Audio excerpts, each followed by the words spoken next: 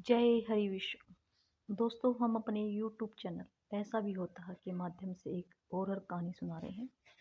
यह सत्य घटना पर आधारित है। विज्ञान चाहे भूत प्रेतों में विश्वास न करता हूँ, लेकिन जीवन में कुछ ऐसे हादसे हो जाते हैं जिन पर यकीन करना मुश्किल हो जाता है। यह कहानी सविता की है, जो गांव से शहर में पढ़ने के लिए आई थी। हॉस्टल में कमरा खाली नहीं था। रहने के लिए कमरे की आवश्यकता थी। कहीं भी नज़दीक कमरा नहीं मिल रहा था। सभी कॉलेज से दूर मिल रहे थे। वह बहुत अधिक परेशान हो रही थी। बहुत अधिक कोशिश के बाद उसको एक कमरा मिला। उसके साथ एक दीपा नाम की लड़की रहने लगी। मकान मालिक दूसरे शहर में रहता था। उसके किसी रिश्तेदार ने ही वह कमरा किराए पर दिया था। दोनों लड़कियां आराम से रहने लगी। दोनों एक कमरे में रहती थी। दोनों अनजान थी, लेकिन बाद में दोनों सहेलियां बन गई। जो मकान किराए पर लिया था, उसने बताया, जिस रिश्तेदार ने दिया था, कि भाई तुम घर के दूसरे हिस्से में नहीं जाओगे। लड़कियां बहुत खुश थी, क्योंकि उन्हें कमरा नहीं मिल रहा था। वे ये सोच रही थी, चलो हमें कमरा मिल गया और ऊपर से इसका किराया भी कम है।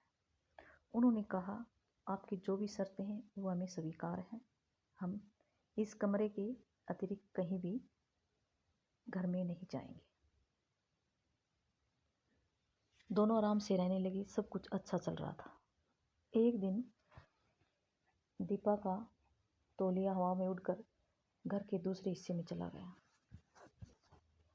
और दीपा ये बात तो याद ही नहीं रही कि जो किराए कमरा लिया था उस समय एक शर्त रखी गई थी कि तुम्हें घर के दूसरे हिस्से में नहीं जाना। वह बात भूल चुकी थी और वह सीधा अपना तौलिया उठाने के लिए अंदर चली गई। शाम होते ही उसको अचानक बुखार आ गया, उल्टी आने लगी। सविता उसको देखकर घबरा गई। उसने डॉक्टर को बुलाया। डॉक्टर ने दवाइयाँ दी, लेकिन उसके बुखार में कोई सुधार नहीं हुआ। सविता पूरी रात उसकी सेवा करती रही, लेकिन दीपा का व्यवहार अजीब सा लग रहा था उसको। दीपा जब बोलती थी तो उसकी आवाज़ बदल जाती थी और धीरे धीरे यही बात कहती थी, मुझे मोहिनी दीदी के मिलना है, मुझे मोहिनी दीदी से मिलना है। सविता को कुछ समझ में नहीं आ रहा था। सविता सोच रही थी, कहीं बुखार अधिक होने की वजह से ये वैसे ही कुछ बोल रही है।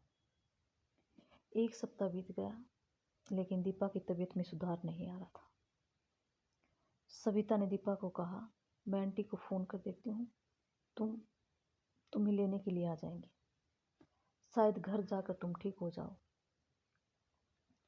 दीपा ने घर जाने से मना कर दिया। उसने कहा, नहीं, मैं घर नहीं जाऊंगी।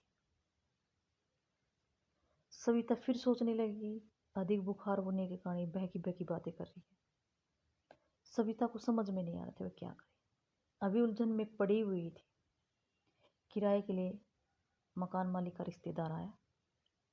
दीपा उसको देखते ही जोर जोर से चिल्लाने लगी, राहुल भैया, राहुल भैया, मेरे पास आओ, मैं तुमसे कुछ बातें करना चाहती हूँ।